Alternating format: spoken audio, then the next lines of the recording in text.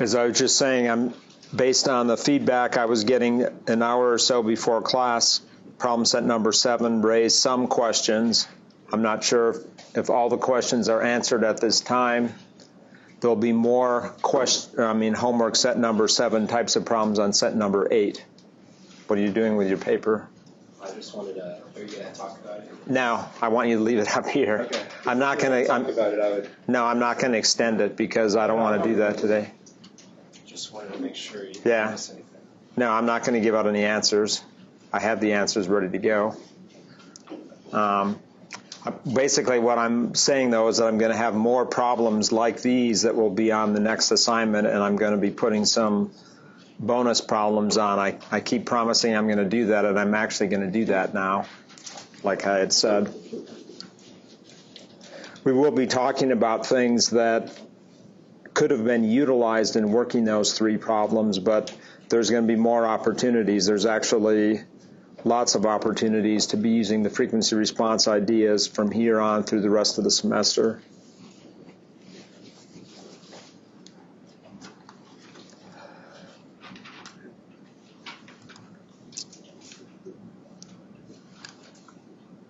This week we'll also be finishing up this frequency response chapter or lab experiment, which, as I've said, jumps right into the last lab that you'll be working on, and that's number 9 with the touchtone dialer and decoder. And then soon I'll be getting out the project that I'm going to have you work on in teams.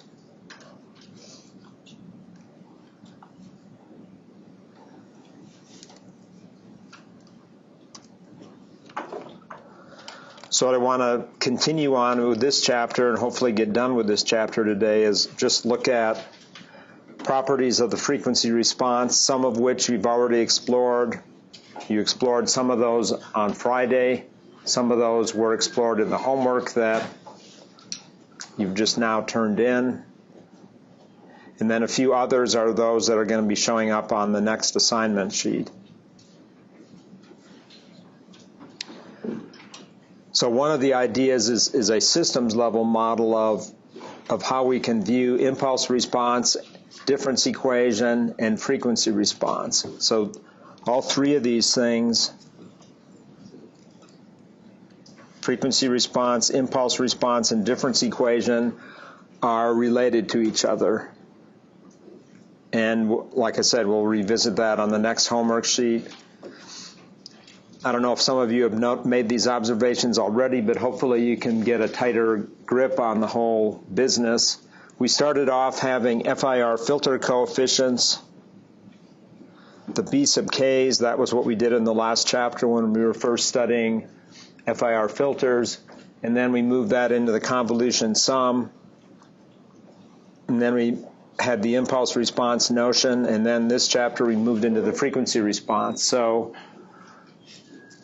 what some immediate things we can do and what do electrical engineers like to do in general after we move beyond this is we'd like to talk about things in the time domain, which for us the time domain variable is n.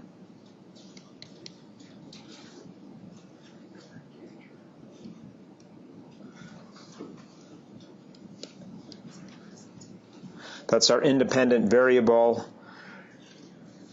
And then when we go to the frequency domain, we have the independent variable is the omega.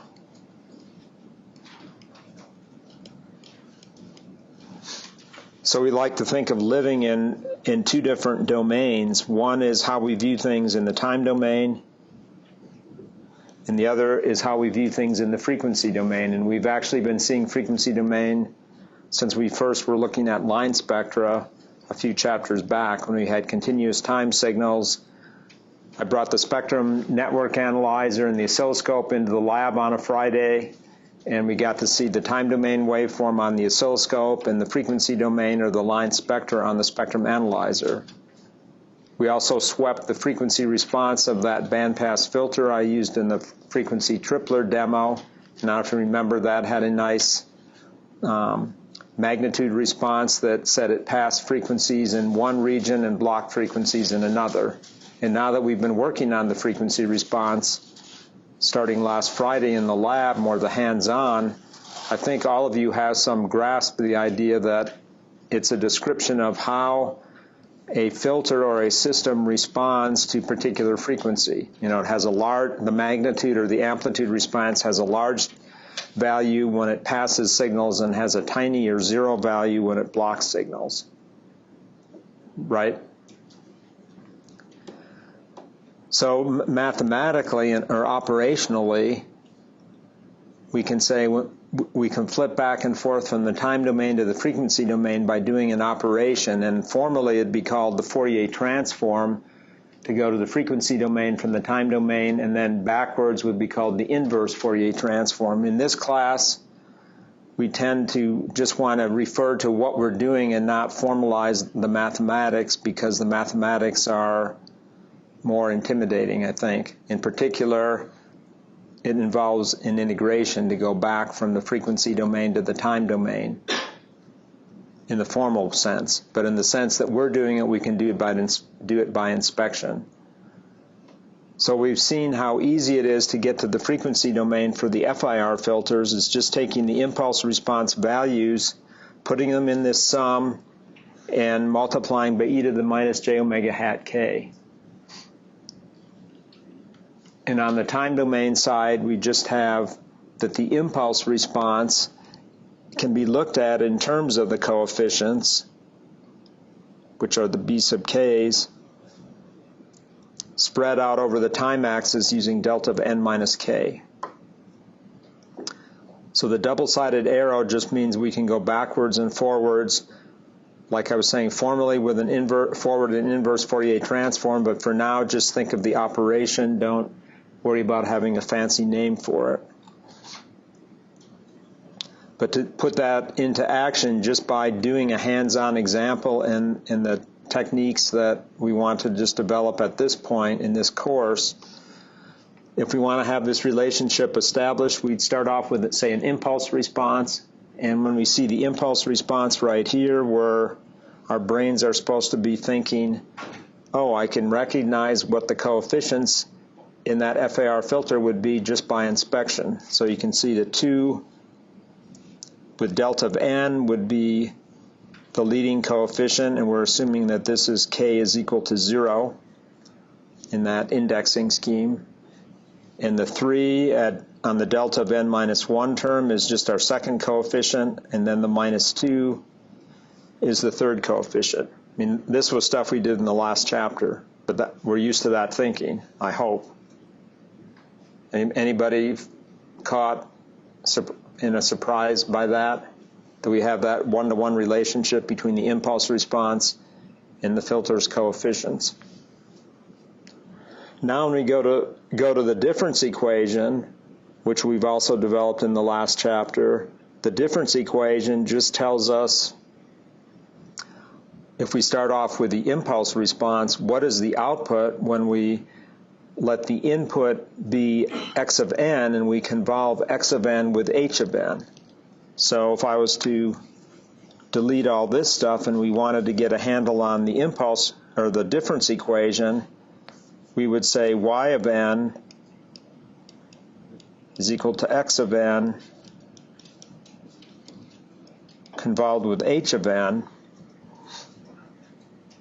And when we go ahead and do that convolution up here, if I do x of n convolved here, and then I do the convolution of x of n in here, we had a result towards the end of the last chapter that whenever we convolve a signal with a delta function, we get that signal back again. The only difference is that we will pick up whatever delay the signal might, or the delta function might have. So a result that was towards the end of the last chapter said that x of n convolved with delta of n minus n naught. I just did this in my office for a few people. What was the answer that we had? It's x of n minus n naught.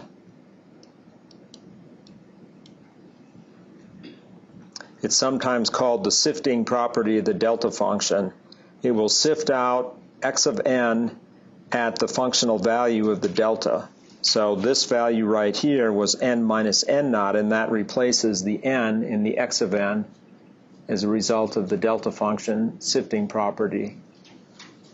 And there's more details on that back in chapter 5. But if we use that property to do all of these convolutions, since we can distribute the x of n into the 3 delta functions in there, x of n convolved with 2 delta of n just gives us, by that property, 2x of n. And then 3 delta of n minus 1 convolved with x of n just gives us 3x of n minus 1, and so on. Or maybe you don't even want to view it that way in that much mathematical rigor. You just want to go from what we've seen from working examples in the previous chapter, that if the impulse response is given as stated here, that the difference equation has to be this guy here, or you just know that if we want to go from the difference equation up to the impulse response, get rid of all that stuff.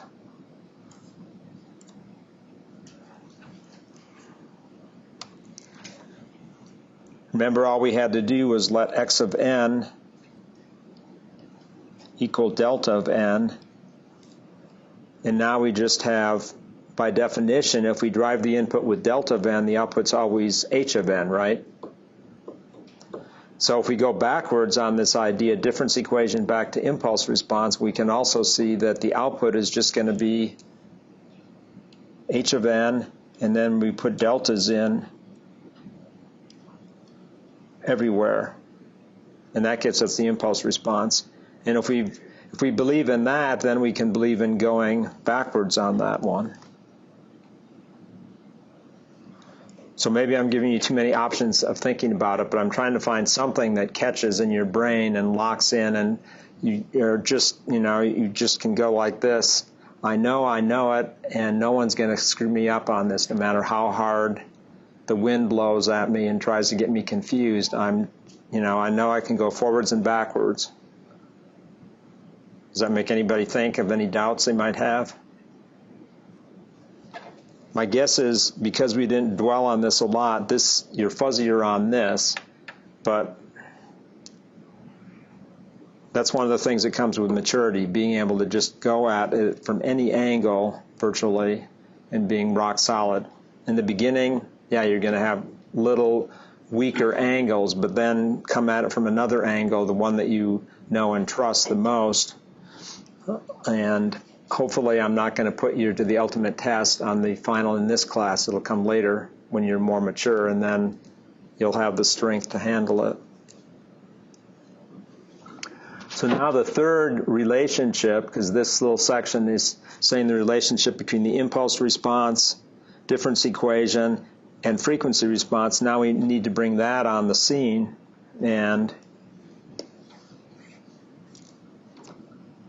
bringing that on the scene says that we could go directly from the impulse response down to the frequency response, pretty much by inspection again, because we know that we're just going to weight each of the filter coefficients now, which was the 2, 3, and minus 2, by an e to the minus j omega hat n.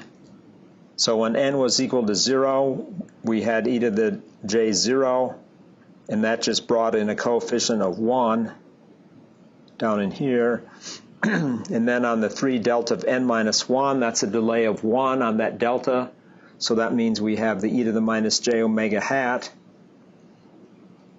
which is 1 times omega hat plugged into there. And then finally for the third term, the delay on the delta was 2 samples, so that's how we get the e to the minus j 2 omega hat. Right? That's from last week. And again, if we can go forwards, then we can go backwards. We can take the h of e to the j omega and go backwards on it. And because we can do that, back to the impulse response, we can also crisscross back and forth to the difference equation. So all of these things are kind of working in one ball of going back and forth. So I guess we could look at it as a triangle. We have h of n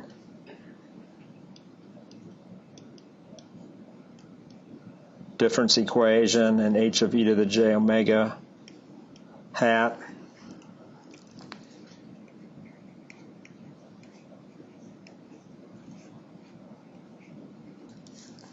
So we have the back and forth from all three of those views of the same system.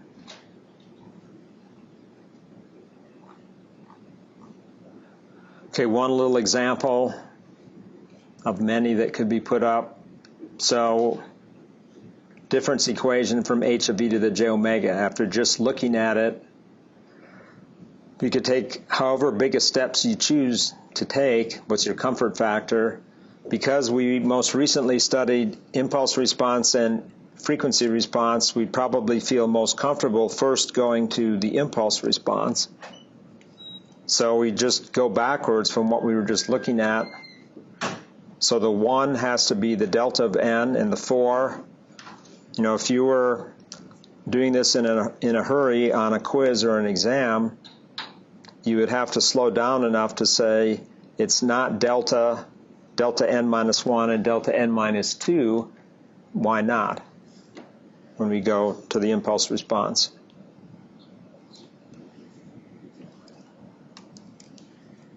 This thing will shift gears on me. There we go.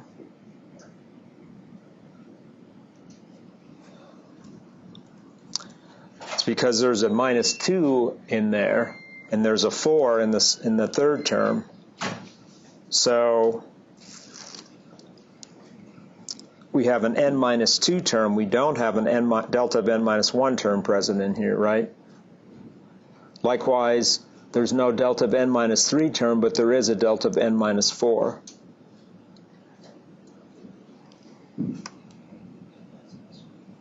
The next step would be to just go backwards on what we were talking about to go from the impulse response to the difference equation.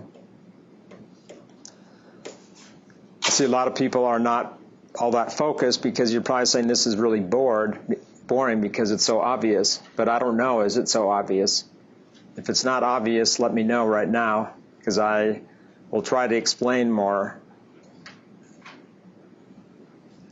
Okay, I guess it is really obvious. I hope so. So when you get tested on it, it works out that way. Now, one little catch to all of this is suppose the h of e to the j omega comes in some modified form. Like suppose we were given that form right there. Do you just stop and say, I don't know what to do? No, you have to go break it down. So you have to go back, in this case, apply Euler's identity and expand out the cosine. And if you were to expand out the cosine into the two complex exponentials divided by 2 and then multiply everything out, then you'd eventually be able to, then you'd see that it was this form here, and then you could start stepping down through the impulse response and difference equation.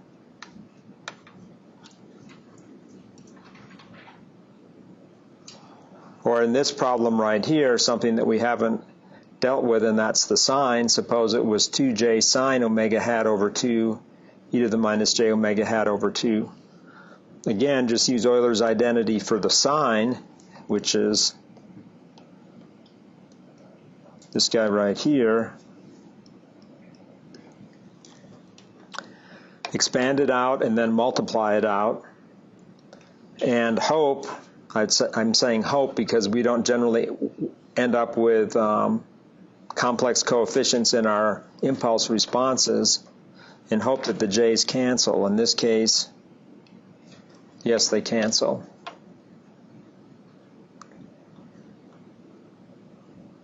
So what's the impulse response now that we have the frequency response into a more standard form?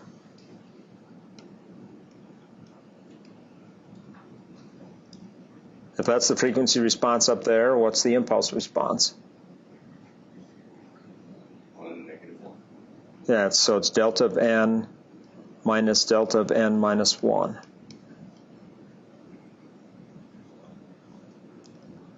Then the difference equation is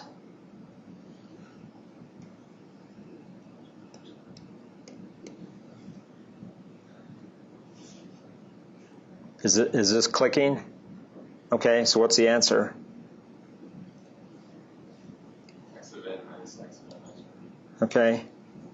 So everybody see that? The delta of n just says, to me, I look at it and I say the output gets a direct copy of the input, because the delta of n means that it's not delaying anything. It's not scaling anything. And then the second term, the delta of n minus 1, just tells me that the input gets delayed by 1 before it shows up at the output.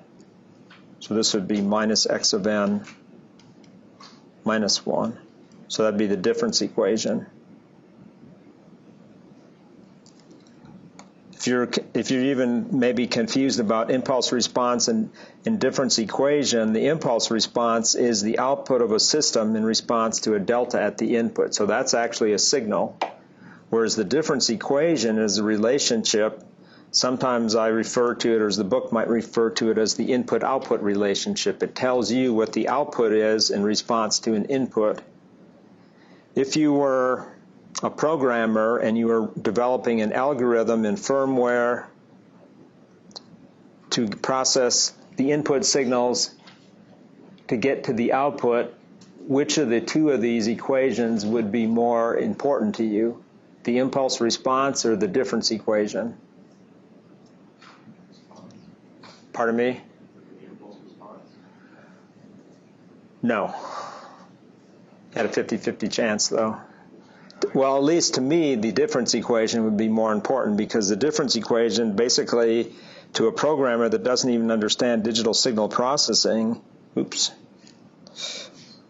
my handy-dandy key made that go away. I mean the little button on the side of my stylus. I roll, I guess. How can I not do that?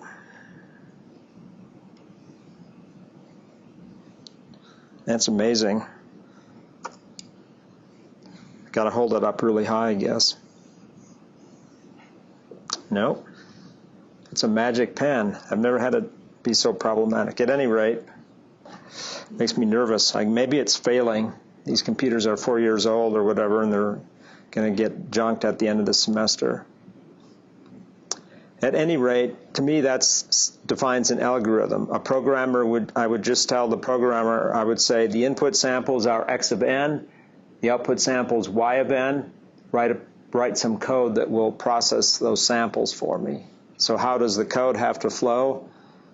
The code just, you have an output variable or defined, say y out, and you put copies of x in into that.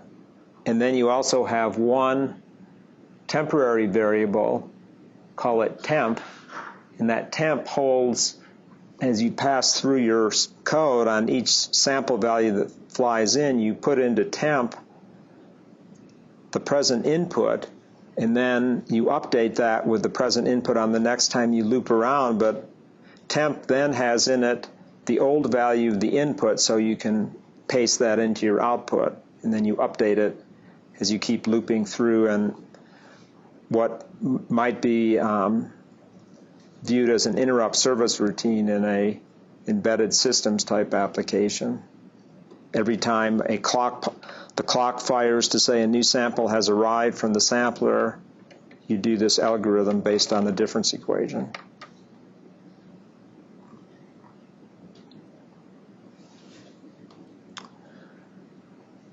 And if you're wondering, since this is advising week, where you could learn more about that, you could take the 1-credit DSP lab at some point. You could take it next fall if you wanted to. As far as I'm concerned, you're prepared to do that lab after you've had this class, and that's in the fall.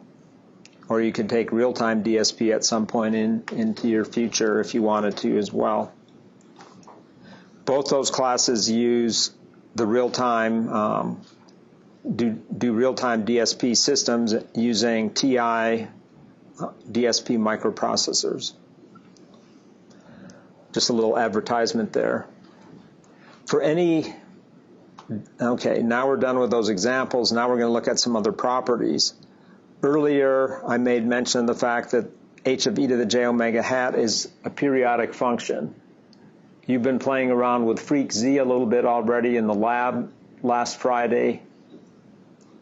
And you can let omega take on any range of values you plug into it, and you would find if you were to let omega go over a range of values that are, say, greater than 2 pi, you'd see the whole frequency response would repeat itself.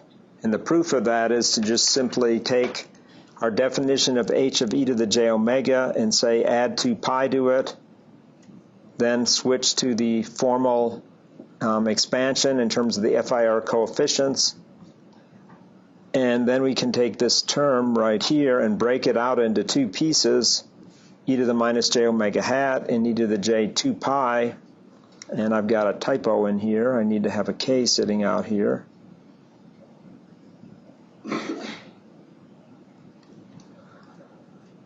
So the bottom line is that e to the minus j 2 pi k is equal to 1 no matter what the value of k is. So that means the frequency response is transparent to 2 pi frequency shifts.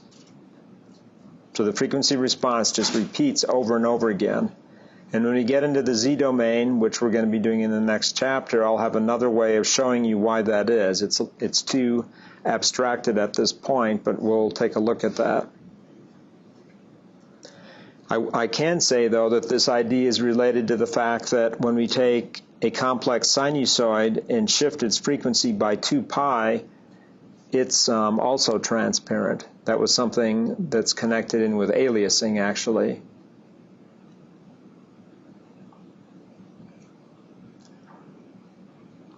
So we're unique only on, say, a minus to plus pi interval. And then when we look at this next property, conjugate symmetry, we'll see that under a more restrictive assumption that we're actually only unique on a pi interval, say from 0 to pi. So the frequency response is generally complex, but in most cases, and in essentially all cases for this class, we're thinking about coefficients that are always real. So if we have real coefficients, then the impulse response is conjugate is equal to itself. The coefficients conjugate are equal to themselves. So the frequency response has got this conjugate symmetry property. And this was utilized in a proof earlier, but in terms of the proof of the property itself, that's right here. We replace omega hat by minus omega hat, and what this property says is that's equal to h conjugate of e to the j omega hat. So the proof of that is to go ahead and conjugate on the left-hand side, then go to the definition of the frequency response and conjugate that entire sum. And what does the conjugation operator do? And this is sort of a visual on how it works. The conjugation operator goes inside everything in the parentheses and conjugates it. So conjugation means that you change the sign in the imaginary part. So you change the sign on the e to the j term, so that's why this becomes plus, and then you conjugate the b sub k, so it becomes b sub k conjugate. But the b sub k conjugate is just b sub k because we said that the coefficients are real. So conjugation doesn't change anything. So then all we have to do is go back over to the plus sign that shows up on the e to the j omega and say, let's make it look like it's a minus sign out front so that it matches the definition, and then we'll just embed a second minus sign inside some parentheses so that we can say that it looks like we're getting the frequency response at minus omega hat. So it almost looks like a sleight of hand in a magic trick or something. Why did you do 2 minus signs? Well, minus times minus cancels out to become a plus. So that just is the proof. So when we get done, we can back up and say if we have conjugate symmetry, that means the magnitude response is even in frequency. So h of e to the plus j and each of the minus j omega hat magnitudes are equal, and the phases are odd.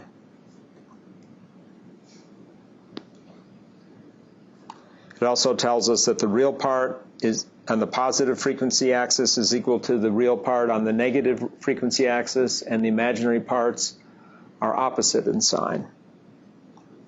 So the real part is an even function and the imaginary part is an odd function of omega. So when we put that together, we can see that actually we only need to consider plotting on the interval 0 to pi, because once we know that, we know that on the interval minus pi to 0, we get the exact same shape. We get a magnitude that's equal, and we get the opposite sign on the phase. But once we understand that, we know that, and we don't need to actually plot it anymore. I think you've observed this already in some of the plotting that you may have done. Does anybody have questions on just this math portion of it? I think I can look at some examples right now, but this is the less than exciting stuff, but it's the stuff that actually allows you to take shortcuts if you understand it and can apply it in working problems. Freq Z has been mentioned multiple times. This is just the MATLAB online help for Freq Z. And it tells us if we want to use Freq Z for an FIR filter to get the frequency response, we just set this A vector, which is the second parameter. For right now, we set that equal to 1. In the IIR chapter, we'll be using that. But for right now, these terms are not present, and this term right here is just equal to 1. By setting A equal to 1, we're ensuring that we have a single coefficient in the denominator, and that's the 1. And then we can see what's in the numerator is exactly the frequency response of the FIR filter. And MATLAB has quite a number of options on how you can use Freq Z. The one that I'm kind of advocating that you get familiar with for right now is this form right here. This is sort of the manual, one of the manual modes where you put in the B vector for the first argument, set A equal to 1, and then put in a vector of frequency samples on the omega hat axes in the third argument, and the output is the H vector, which are frequency response values corresponding to the frequency values that were plugged into the omega vector, or W vector. The other modes that are available tend to automate things, but they can become confusing until you get comfortable with them. If I was to say which is my next most favorite, it would probably be this one right here, which I'm once again seeing that I can't draw boxes without them erasing. But the one I have outlined in blue is the one I would focus on right now until you get comfortable with it.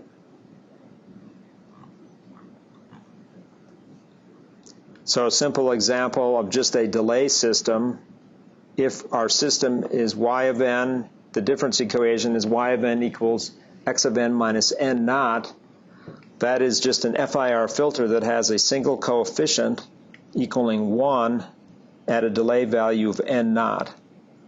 So in the frequency domain, that's just simply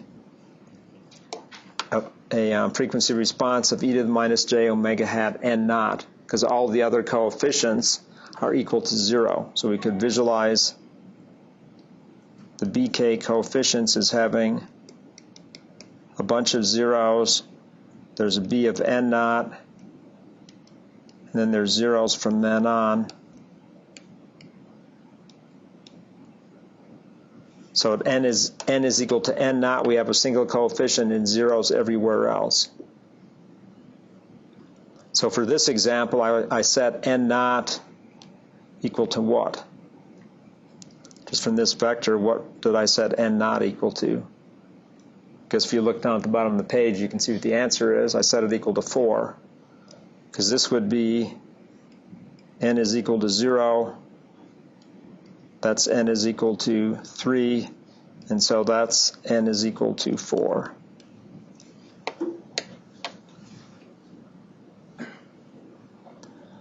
Then I evaluated the frequency response at an automatic value, so I didn't follow my rules. I let it evaluate omega at an automatic set of values, and guess what happens if I don't put the omega in here?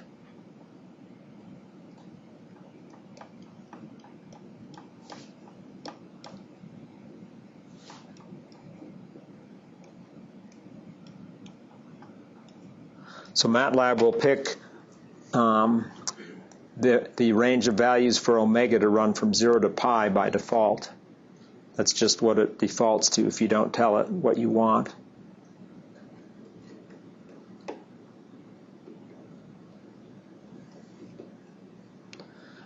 At least I think that's so. Maybe what I wrote down below here doesn't say it's so.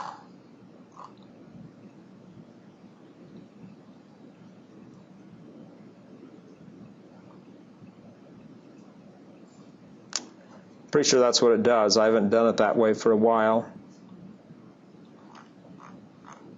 I'm just looking at the way I plotted down here, and it looks like I have the axes. Yeah, it's 0 to pi. Because this is the x range right in here, and this is the y range.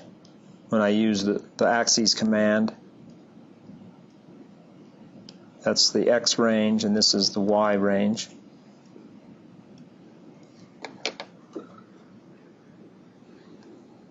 So I plot the magnitude response for that simple delay filter, and it's just 1. And the angle is just a linear phase that ramps with a slope of minus 4 omega, or a slope of minus 4.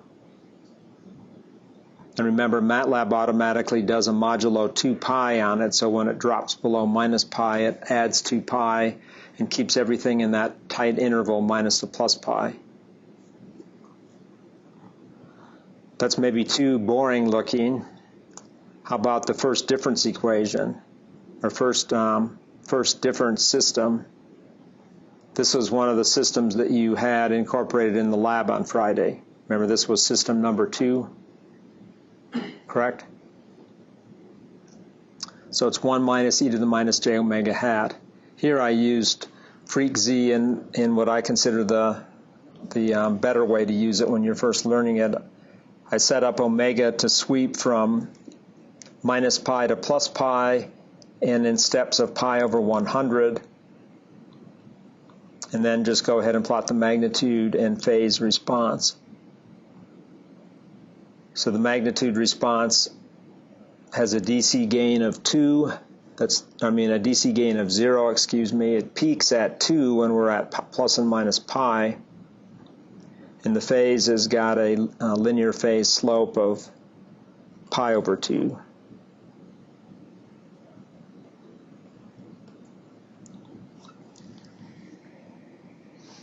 Omega over a slope of minus 1/2. If I factored off the e to the minus j omega hat over 2 out in front of this thing, I would end up with a 2 times a 2 cosine omega hat over 2. Now, I got that wrong. It would be a j2 sine.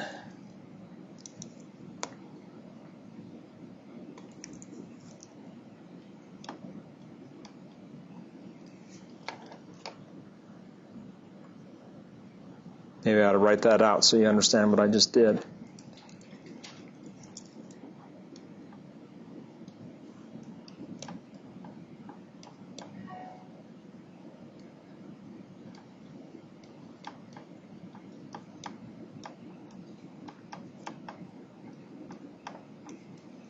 So I have that e to the j omega hat over 2 minus an e to the minus j omega hat over 2. And that's in the form of a sinusoid, right? So I have to put a 2j out in front of that, and then I have the e to the j omega hat over 2 minus e to the minus j omega hat over 2 divided by 2j. And now what's in parentheses is exactly the sine of omega hat over 2. So there's a 2j left sitting outside.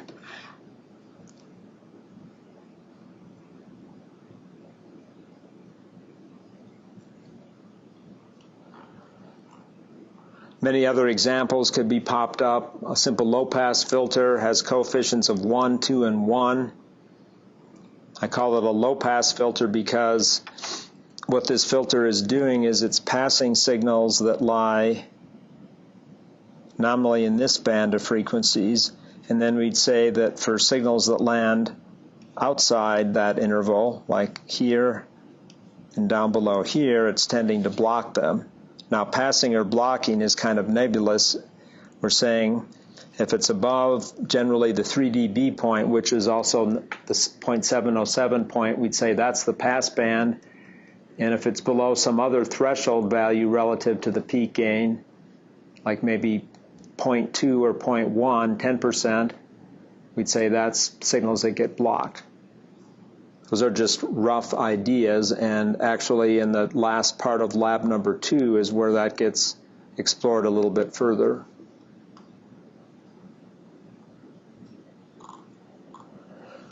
Let's go ahead and take a look at that since I have an example put together in Mathematica on that.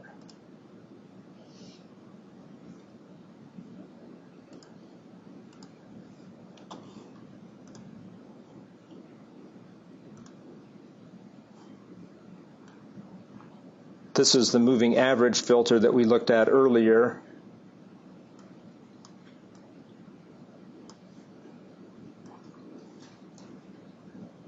And this is what you were looking at in the lab on Friday, just to reconfirm. I guess, actually, I'll come back to this one, so maybe I should not look at this one right now. That was the first null point.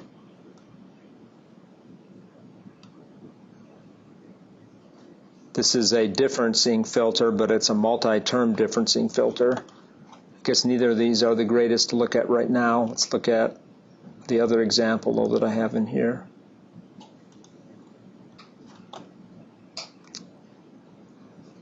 Some of you, no doubt, have moved on to the last part of the lab, and if you happen to have your lab handout with you, one of the last pages where it's called Lab Exercises, which is part 3, it says nulling filters for rejection. So this is exactly the nulling filter, and I've got it written in the Z domain because we're going to be learning how to do that shortly, but the mathematics are identical. This is the frequency response. And for this particular filter, the difference equation is y of n is equal to x of n minus 2 cosine omega hat n times x of n minus 1 plus x of n minus 2. So the discussion here leads you through how could you choose omega hat n so that you can remove or null out 2 different frequencies, and that's specifically to what you're going to do by cascading 2 of these filters, but by changing the center coefficient, the minus 2 cosine omega n, which sits on the n minus 1 term, we can see that if we just move that cosine omega n value, we can shift where the null occurs. And by the null, I'm talking about where this point is moving. You following that? And that's what you're going to play with in the lab. Most of you will probably be working on this Friday. What I've got shown on the right is something we're moving into in the next chapter, and that's called a pole zero plot. So this is looking at the roots of the polynomial that corresponds to our frequency response. Where does the frequency response go to 0? It goes to 0 at frequencies where these poles are located. And we're going to understand more about what this pole zero plot represents in the next chapter. But you can see that the locations of the zeros are indeed moving as I change that center coefficient and as it wipes out at different frequencies. Matter of fact, when I get the null point down really close to 0, the zeros are getting really close to the real axes. And when I set the null point of the filter at about pi over 2, this is a normalized frequency down here, so 0.25 corresponds to pi over 2 for omega hat. You can see that the zeros are sitting right up at an angle of pi over 2 on this orange circle, which we call the unit circle in the z-plane. But right now, just focus on what's going on the left-hand side. You can see by tuning that parameter, you can control which frequency is getting annihilated. Right? Is that cool, or is that just okay? I'm kind of interested. If your speech was located right in this vicinity, if the dominant harmonics of your speech tended to be more or less focused in there, that'd be a bad deal. That says your signal would get swallowed up by that filter. But on the other hand, as I was talking about last week, if we dialed the notch point down to, say, remove some 60 hertz or 120 hertz buzzing sound that was coming through a PA system, that notch right or null right in there could be very beneficial. However, this notch is not designed all that effectively. We need to actually have an IIR filter to do a better job, because we're wiping out signals down in this frequency range to a large extent as well. We are keeping these frequency ranges with fairly good gain, but it's not particularly flat. So we'll improve upon this in the IIR chapter. But the second filter that's studied in lab number 8, the very last part of the lab, is called an LTAP FIR bandpass filter. And it has coefficients that are of this form, 2 over L cosine pi f naught k, where k corresponds to coefficient b sub k. So again, I wrote this up in the z domain, but here's the frequency response plot. So one of the things they ask you when you're playing around with this is you'd like to choose L and omega c to be able to pass frequencies centered about some frequency in particular. So the way this filter works out, and I've got normalized frequencies going in, I can change where I center the filter by moving omega sub n, and f sub n is just omega sub n over 2 pi. Notice how that moves left or right if I change f sub n. The other thing is they ask you to define the 3 dB bandwidth of the filter, and I've got these orange lines drawn on here just to indicate the 3 dB point is at the 0.707. So we drop down here onto the frequency axis, which is f over fs in this case, the way I have it normalized, and the bandwidth of the filter is between those two crossing points. Suppose I need to make the filter narrower so that I don't pass but one signal. This is one of the challenges that you start studying here, but then carry it forward in lab number 9. You're going to use filters of this type to strain out or pass through just one touchtone frequency. Remember, I was telling you last week that when you press a button on the phone, you're getting a row frequency and a column frequency. If you want to design a receiving system that will detect the energy coming out of the filter and be able to discern which column or row frequency is picked, you're going to have to make the filter narrow enough so that it only passes one signal of interest, not two of them. Or it won't get confused between one row frequency and another row frequency. So you start exploring that in the tail end of this lab, and watch what happens as I increase L. Should more taps give me a narrower response or wider? Aaron says narrower. Does it make sense? More computations give you narrower response. Or another way, if the filter has a longer duration, that means it's looking over a longer time interval, and the reciprocal of time is frequency, right? So a long time means a small reciprocal, which means a narrower frequency band. So as I crank this thing up, it gets narrower and narrower. It can become pretty much like a pencil point if I just keep cranking it there. I've got it turned up to the maximum I have set in the software to 50. So now I can set a bunch of these down, and this is what you're going to do in lab number 9. You're going to build up 4 of these for the row frequencies, and 4 of these for the column frequencies. And if you're wondering, a touch-tone phone doesn't have 4 columns, but the standard calls for 4 columns. So there's actually more characters that are part of the standard. So at any rate, you're going to be putting these side by side, and you're going to create a filter bank then where you've got 4 of them for row frequencies and 4 for column frequencies. It's starting to make sense. Each filter then gets processed, and you're listening or collecting the energy, and then you're discerning on an interval of time which of the rows is active, which of the columns is active. Then you decode that into a digital lookup table, or go into a lookup table, and then you say that was the number such and such key was pressed. Once you know the column and the row, you'll have an intersection point, and you'll decode that then.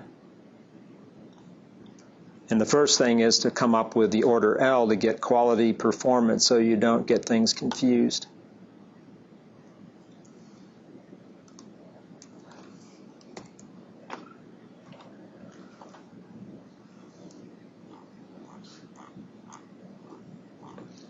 Okay, a concept we didn't get to last week, and we should have, but one that most of you transitioned in fairly smoothly, was cascading of systems in the frequency domain. When we cascaded systems in the time domain, we just saw what? That the output was the input. We had this as our answer. We had x of n had to go and get convolved with h1 of n and h2 of n. That was the result developed in the last chapter. When we cascade systems, the impulse response was the convolution of the impulse responses. Now when we work in the frequency domain, we have a nicer result in that we just have to do multiplication. Assuming you like multiplication like I do, I'd rather multiply than convolve. It's just not so tedious. So the e to the j omega hat n goes in. It picks up at the output the frequency response from the first filter, and then those two together go into the second system, and because it's linear and time invariant, they pick up the frequency response from the second filter, so we get the composite effect that the frequency response of the cascade is the product of the individual frequency responses. And there's more discussion in the math here, but that's really all there is to it. The frequency response of the cascade is the product of the individual responses.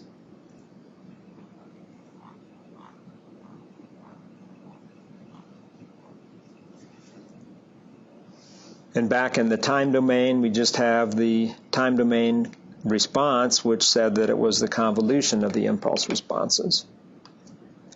So if I have 2 systems in cascade, and these are their 2 frequency responses, multiply them out, term by term, collecting up like powers of e to the minus j omega hat, I can then get the composite frequency response here as having 4 coefficients,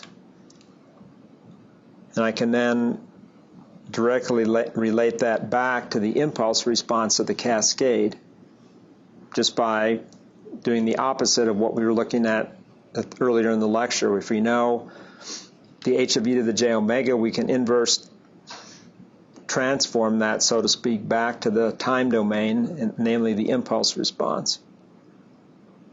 And then from there we can go to the difference equation. So it's just one thing after another. And if we wanted to do a check to see that that was correct, we could just convolve these 2 impulse responses. But in order to do that,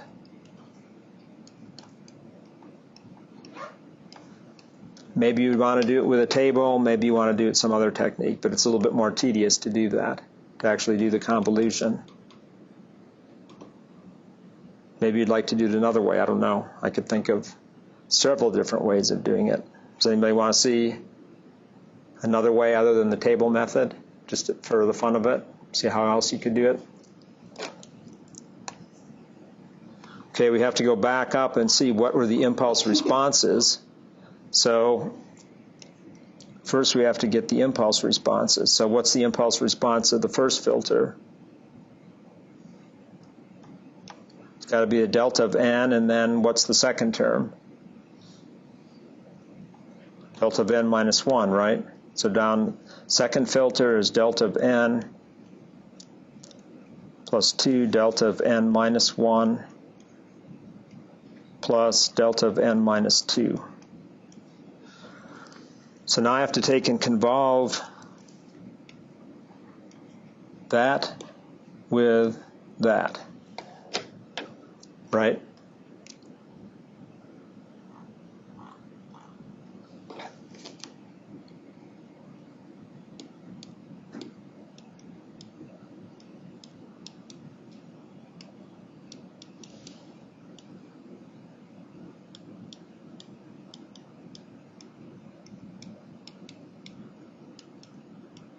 Oops.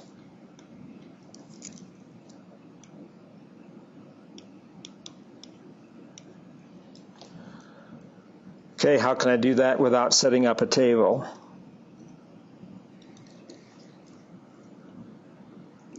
You're maybe not going to like the way I'm going to do it. There's no, convolutions are in general just kind of ugly to do, but if we know that, and this is going to go back to something I started off with a while back in the lecture, if we know that x of n convolved with delta of n minus n naught was equal to x of n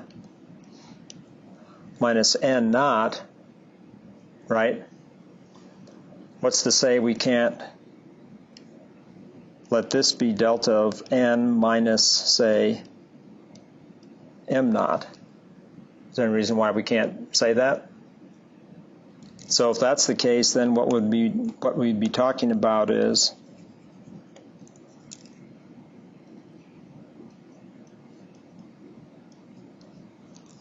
then what should come out over here? The delta should come out, right? Because it always replicates itself, including the delta. So then this would be n minus m naught minus n naught. Does that make sense? It seems a little bit flaky maybe, but it's the way it works. So if we apply that idea down here, suppose I take this, convolved with that, what's that going to be? It's just 0, right? So it's just delta of n. Then I do delta of n with 2 delta of n minus n naught, so that's going to be 2 delta of n minus 1, right? And then do it to the third term, and that'll just be delta of n minus 2. And then switch over to convolving this term with the other 3 terms. So delta of n minus 1 convolved with delta of n just gives delta of n minus 1. And then the middle term, delta of n minus, well, got to put a 2 in front of that. Delta of n minus 1 convolved with delta of n minus 1 should be delta of n minus 2, right? Then finally the last one would be delta of n minus 3. Did I get the right answer? And I was not looking at the top. Pardon me? Yeah, once you add the terms up.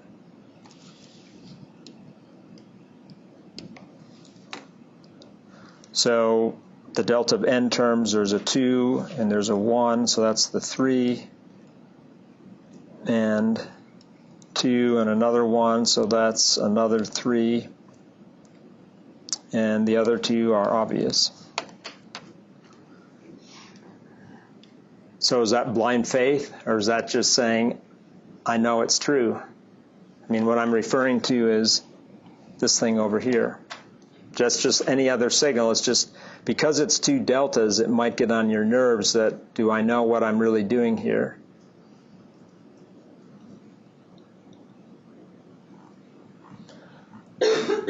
Okay, another special topic towards the end of this chapter is the moving average filter. This I should have talked about last Wednesday, but I worked a lot of you through it as I helped with sign-offs last Friday. This just drills down on the math behind the L-point averaging filter, one that we've looked at since last chapter. So we go ahead and take the frequency response of this filter, which is just going to be this equation right here, taking the impulse response or the filter coefficients. You can just think of B sub k is equal to 1 over L, plugging that in, and then we have a sum. But rather than just writing the sum out term by term, we're going to take a more high-level approach to this, a more refined approach. We're going to call upon something that you have in your background, and that is geometric series, something you learned in calculus. You learn some good things in calculus, and you never know when you're going to need them, right? So this is a good opportunity to take advantage of something you already know about. Now, what's shaky about this from a calculus standpoint is this is probably what you're more used to seeing. You're not used to seeing an e to the minus j something floating around in there. So you're used to seeing an alpha or an a to the k. And I don't know if you've seen the proof. I asked some people this on Friday, if you've seen the proof of the geometric series in calculus. Did they do it for you? Do you remember seeing it? My dissertation advisor was Dr. Zemer, who's taught here too. He was the reason why I came here, because I was his PhD student in Missouri, and then I followed him here. He was famous for his back-of-the-envelope type proofs. In other words, what I mean is you come into my office and I might scribble something down and you walk out with that sheet of paper. So the back of the envelope is, just short but sweet little proof on something. So what I always remember about the geometric series idea is basically you'd come along and say, I want to sum some numbers, 1 plus a plus ... plus a to the, say, L minus 1. So I want to add those numbers up. How do I do it? Well, the way this geometric series proof works is you'd say, let's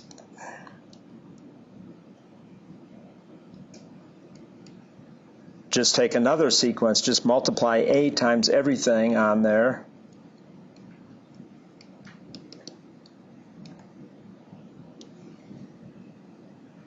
And now we're going to subtract the first row from the second row. So if I subtract the first row from the second row,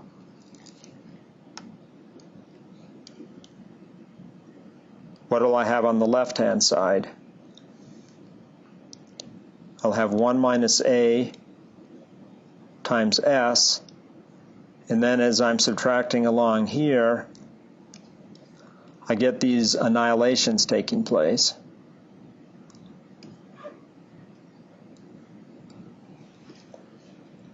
All those terms get annihilated except for the a to the L.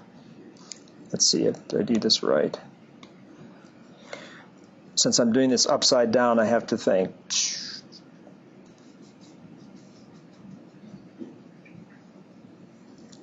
Actually, I wanted to subtract in the opposite order. So I drew this out correctly. I was thinking I had to do it backwards. So subtract the second row from this first row. So I get 1 minus a times s, and then that's equal to 1 minus a to the L. And then if I just rearrange that, I have s equals 1 minus a to the L over 1 minus a, which is that right there, right? And if alpha equals 1, are you in trouble? No. Because if alpha equals 1, if I just put in 1 inside of here and raise it to the kth power, it's always going to be 1. So I'm just adding up L numbers, and that always gives me L. Or if you are sophisticated, and there's a student in here that walked out at the very beginning because he's a sophisticated mathematician kind of guy, at least that's what he talks about when he comes in to see me. how could you, how else could you deal with just this right here? If alpha equals 1, what's a technique from calculus? L'Hopital's rule, right? So you could apply that too. You could take the limit as alpha goes to 1, and if we did that, we take the derivative of the numerator and we get minus L times alpha to the L minus 1 over minus 1, right? And then we're letting alpha approach 1. And as alpha approaches 1, we get 1 to the L minus 1, which is 1. And so we just get L. So you can get it that way too. If you haven't done any of these things for a while, just take a chance and plug in your knowledge and just keep your skills sharpened, because I know from experience, and you're probably already learning, what you learn in calculus starts drifting out really, really fast. And you do use it in engineering. It's just that you don't use it all at once. You use a little bit here and there, and it's a killer to restart from scratch. So if you have opportunities, kind of keep refreshing your memory. At any rate, back to this problem. So it is a finite geometric series. It's just that here, that is the ratio, alpha. Plug that in. We get the ratio with complex exponentials. Looks kind of ugly. We don't like to leave it in that form, so we do this factoring technique. We factor half out on the top and half out on the bottom. So on the top, we'd factor out an e to the minus j omega hat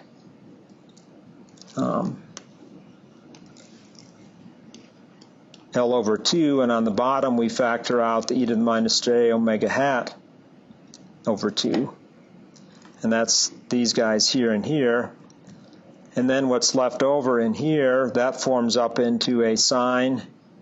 This forms up into a sine, but the 2j and the 2j that would have to be in there to make those sines, what happens to those? They cancel. So they're not needed. So that's how come we just end up with a sine of omega hat L over 2 over sine omega hat over 2. And then this factor here is what comes about when those two terms get brought up next to each other in the numerator.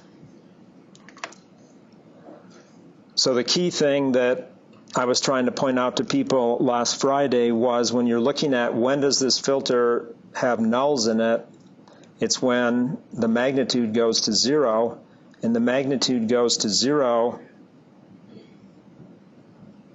whenever sine omega hat L over 2 equals 0. And that's going to be when omega hat L over 2 is equal to some odd multiple, is equal to a multiple of pi.